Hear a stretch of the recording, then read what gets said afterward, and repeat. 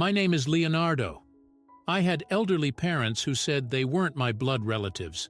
My real parents died in a car accident when I was very young. With no relatives to take me in, I was placed in a foster home and raised there until I was 5. Although I felt the loneliness of not having a mother and father, mealtimes with delicious food were my happiness and the only thing I looked forward to. One day, a kind elderly couple came to the facility.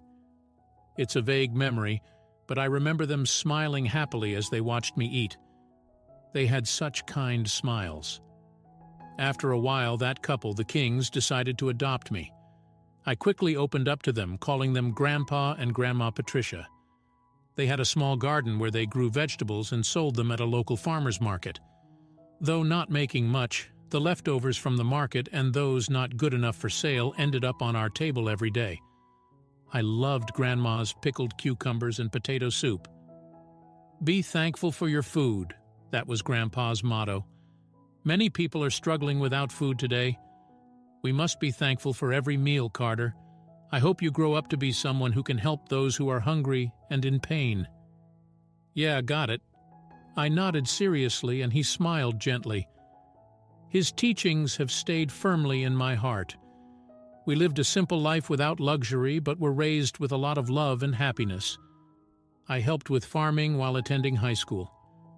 I thought about getting a job after graduation to help with the family finances, but Grandpa said, "Don't worry about money. Do what you want to do." I think he understood me. I wanted to do something that would help people in the future. But at that time, I lacked the knowledge and didn't know where to start. So I wanted to go to college to learn about social work, economics, logistics, and a lot more for times like these, Grandpa said as he handed me a bank book. The account was in my name, Leonardo. He had been saving for my education. I was moved to tears by his thoughtfulness.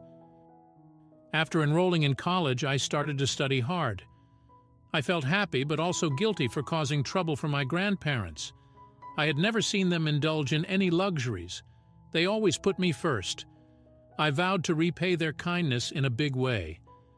Once I started working with that in mind, I devoted myself to my studies. Years had passed after graduating from college. I got a job at a food company called Inspiring Foods. Inspiring Foods not only manufactures and sells food products, but also focuses on social welfare through food. Grandpa was the one who told me about it. A friend of his worked there, and he happened to hear about it. "Maybe the job you want to do is here," Grandpa suggested. I was assigned to the sales department and tackled everything from copying documents to data entry and handling phone calls with all my might. I arrived at work earlier than anyone else and studied the material to learn about our products.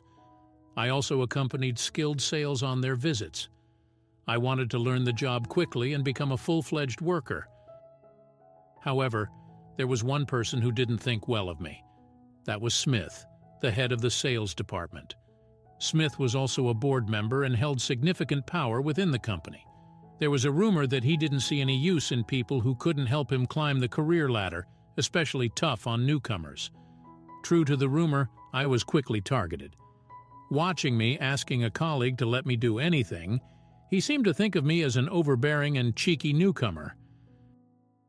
One day, he suddenly came to my desk and ordered me to come up with a proposal for a new product. "You seem like a hard worker, so you can do it in a day, right?" he said. "Excuse me, that's a bit—" I started, but Smith interrupted. "What? Talking back as a newbie?" "I'm sorry," I said, unable to object. I gathered all the ideas I could think of and somehow put together a proposal, which I submitted to him. It was a concept for a stir-fry vegetable sauce inspired by the cooking of Grandma. Smith glanced at it and scoffed, pushing the proposal back to me. "Who would buy something like this? Our clients are looking for something more upscale. We don't need cheap stuff like this. Haven't you ever eaten anything good?" "I'm afraid I'm not very familiar with upscale stuff. Could you perhaps give me a few tips on how to improve?" I asked tentatively. "Use your head to think." "Well, I guess that's too much to ask from someone raised in a poor family," he remarked dismissively. "This kind of thing happens almost every day." Honestly, going to work became a struggle. but I had a reason I absolutely couldn't quit. I had a dream of taking my grandparents to a fancy restaurant with my first paycheck. I was sure they'd never been to a fancy place like that. They'd hardly ever eaten out. I thought to raise me. They must have made many sacrifices. I wanted to give them a little luxury for once, to treat them to an amazingly delicious feast. They raised me like their own family, with no blood relation, and I wanted to repay their kindness as soon as I could. A month passed after I had entered the company. I finally received my first paycheck. I was proud of earning money through my work. One of my colleagues recommended a fancy restaurant he had used for entertaining clients, so I made a reservation for 3 and called my grandparents. They were surprised when I suggested entering such a luxurious place. "Are we going into such a fancy place?" Grandma seemed a bit confused. "I got my first paycheck. It's money I earned myself as a working adult. It's always been my dream to treat you both," I explained, feeling a bit emotional. Tears welled up in her eyes. "It's all thanks to Carter's thoughtfulness. Let's enjoy the feast without holding back," Grandpa said happily. Hey, can you please take a moment to subscribe? Stay tuned for more captivating stories and updates. Nervous about our first time in such a restaurant, we stepped in. Then, from a back room, I heard a familiar voice. As the door opened, Smith came out. "Hi, good evening." I reflexively straightened my posture and greeted him. "Huh? Why are you here?" He looked at me curiously. Just having dinner with my family," I replied timidly. "This place is for entertaining important clients, not for common folks like you." He scrutinized us and continued, "Coming to a restaurant in such cheap attire is out of place. Even if you eat high-end food, you won't appreciate its value. Why don't you go to some cheap diner around the corner?" His words pierced my heart. It was one thing for me, but I had made my grandparents feel bad too. That was far from the filial piety I had hoped for. Filled with frustration and shock, I couldn't say anything back. Then Grandpa, who had been quietly listening, spoke up. "The one who's out of place is you." It was a tone I had never heard him use before. "Who do you think you're talking to?"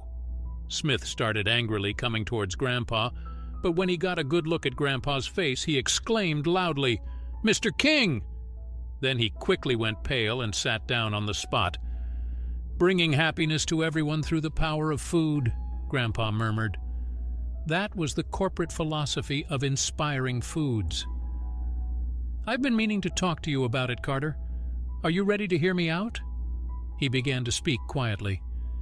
"Our family has owned vast lands for generations, which allowed us to live without want. One day, over 30 years ago, the president of Inspiring Foods came to us, wanting to buy our land. He wanted to build a factory for his company to expand his business.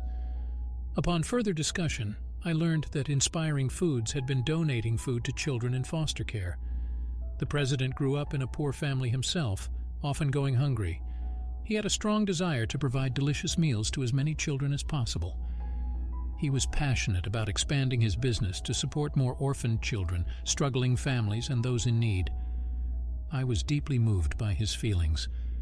My wife and I have always loved children, but were unable to have any of our own, so we decided to help his cause.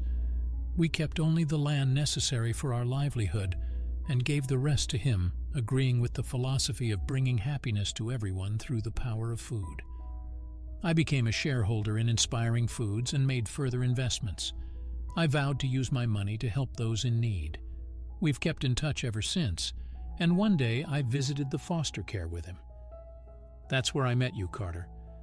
While other children were fussing over not liking carrots or wanting pizza, you were the only one enjoying your meal, saying delicious with your mouth full. It was so adorable. I wanted you to be part of our family, to share meals, so we adopted you. You grew up to be a very kind-hearted young man capable of empathy. That's why I thought you could be of service to a company like Inspiring Foods. That's admirable. Smith stood up and extended his hand to Grandpa.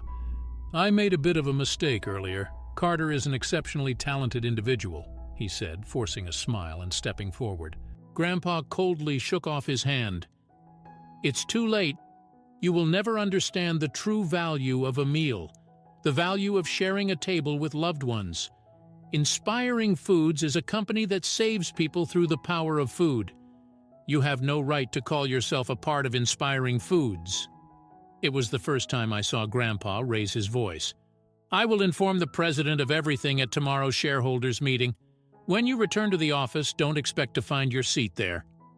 Smith trembled and ran off as if fleeing the scene. That day, the three of us enjoyed a delicious feast. As we ate, they told me many things I never knew before. I was also able to tell them how hard I've been working. Did I manage to repay you too a bit? I asked. Of course. You've grown up and are working hard as a respectable working adult. That's enough repayment for us, Grandpa said with a happy look. Today's meal will be an unforgettable memory, Grandma added, truly enjoying the time with the three of us. I felt our family bond deepened more than ever before. The next day, Smith was nowhere to be found at the company. Fearing that his harassment would come to light, he had vanished. In fact, after my case, there were multiple complaints from other new hires and employees who had been harassed by him, leading to his dismissal by the board. Vincent, the colleague who had recommended the fancy restaurant to me, became the new head of the sales department. He said, "No one has worked as hard as you in their first month," praising my efforts. He even took the time to review the proposal Smith had rejected, offering many suggestions. "You might become president one day," he said with a laugh, showing affection. "I want to continue gaining experience and someday take part in a business that delivers delicious meals to those in need. For now, I'm committed to giving my all to the work in front of me, to help create happy moments around the dining table for others. I work for the sake of society today, as always." At the end of the day, how was the story? Let me know in the comments below. And don't forget to like and subscribe for more awesome stories like this. Thank you, and I'll see you in the next video.